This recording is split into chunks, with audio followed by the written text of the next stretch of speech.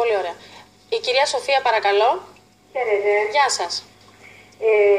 Μπορώ να πω συγχαρητήρια για την εκπομπή. Είναι πολύ, πολύ λυπηρό το θέμα που συζητάτε.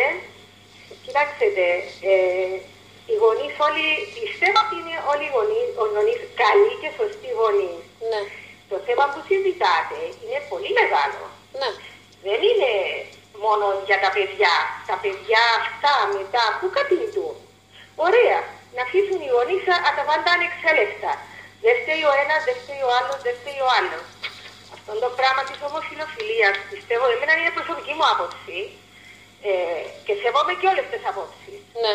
Είναι το έσχατο σημείο, εσχρό σημείο που ζούμε στον αιώνα μας.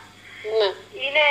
Καταρχήν είναι ένας κανιβαλισμός και για τους άντρες και για τις γυναίκες. Το φυσιολογικό όλοι το ξέρουμε. Τώρα, πού κατηγορούν αυτά τα άτομα? Στα πάρκα, τη νύχτα στα πάρκα, να καταστρέφονται, που στα πολυτελή ξενοδοχεία, που κατηγορούν αυτό να δει η κυρία Λαουρή και αυτό να μιλάμε τους γονείς. Η κατάσταση νομίζω ότι είναι τραγική. Ο σκοπός του ανθρώπου δεν ήταν να είναι ομοφυλόφιλος, ούτε για άντρες ούτε για γυναίκες. Μάλιστα. Ο σκοπός του ανθρώπου είναι, κυρία μου, γιατί δεν είναι απλά τα πράγματα. Εσείς έχετε μικρά παιδιά, δεν ξέρετε ακόμα πολλά πράγματα. Θα μάθετε στη συνέχεια. Πού κατηγορούν αυτοί οι άνθρωποι? Το τρελάδικο. Σας παρακαλώ, κυρία Σοφία, σας άφησα να μιλήσετε για να μην κατηγορηθώ ότι εφημώνομαι. Ποιο είναι κατηγορηθώ? Όμως, επειδή.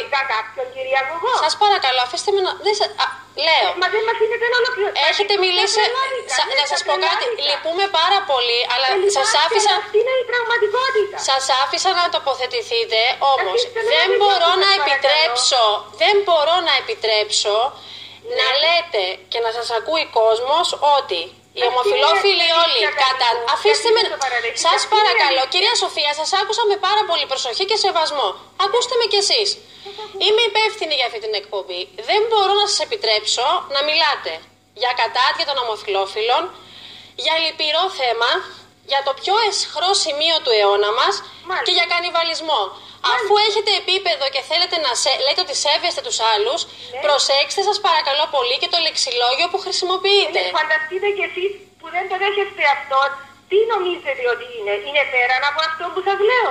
Εγώ διαφωνώ μαζί σας, κυρία μου, ναι, διαφωνώ. Έχετε δικαίωμα να διαφωνείτε. Διαφωνώ. Έχετε το κάθε δικαίωμα. Ωραία, αλλά δεν μπορώ να σας αφήνω να λειτουργείτε σαν οδοστρωτήρας και να λέτε συλλήβδιν ότι όλοι οι ομοφυλόφιλοι είναι μέσα στα πάρκα και ότι είναι όλοι χυδαίοι και έσχροι. Σας παρακαλώ. Αυτό είπατε, πού καταντούν, λέτε στα πάρκα. Σας είπα και στα ξενοδοχεία. Και στα τρελάδικα μας είπατε. Δηλαδή αυτό είναι οι ομοφυλόφιλοι? Ζω στην Κύπρο. Σας παρακαλώ, κυρία Σοφία, μην επιμένετε. Σας παρακαλώ, μιλήσατε για πάρκα και μιλήσατε και για τρελάδικα. Πρέπει ο Αρχιεπίσκοπος να κάτσει να δει κάτω τι θα κάνει. Ο Αρχιεπίσκοπος τι σχέση έχει? Τι σχέση? Κυρία Σοφία, να γίνουμε όλοι ομοφυλόφιλοι δηλαδή. Απαντήστε μου λίγο, τι σχέση έχει ο Αρχιεπίσκοπος με την κουβέντα που κάνουμε εδώ? Πρέπει βέβαια η Εκκλησία που έχει όλες τις αρχές. Δεν μιλώ για τον Θεό εγώ δεν μιλώ για τον Θεό. Ούτε εγώ, για τον Αρχιεπίσκοπο. Πρέπει να βάλει τάξη επιτέλους με την Κύπρο. Είναι πολύ μικρή η Κύπρος. Συγγνώμη, κυρία Σοφία, σας ρωτάω κάτι πολύ συγκεκριμένο. Τι σχέση έχει με το αντικείμενο το επιστημονικό που συζητάμε? Εγώ ανέφερα το όνομα. Ναι, απαντήστε μου.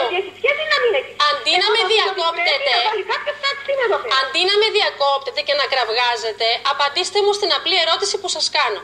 Τι δουλειά έχει ο Αρχιεπίσκοπος στο επιστημονικό αυτό θέμα που αναπτύσσει εδώ η κυρία Λαουρή? Πείτε μου. Είναι κοινωνικό αυτό το θέμα, δεν είναι επιστημονικό. Με συγχωρείτε, η πράξη αυτή δεν έχει επιστήμη μέσα. Είναι επικοινωνίας κατά αντίμανα. Δεν έχει επιστήμη. Σας ευχαριστώ πάρα πολύ. Όχι, παιδιά, σας παρακαλώ, την έχω ακούσει την κυρία, νομίζω έχουμε καταλάβει όλη την άποψή της. Αν επιτρέπετε. Βεβαίως, βοηθήστε με.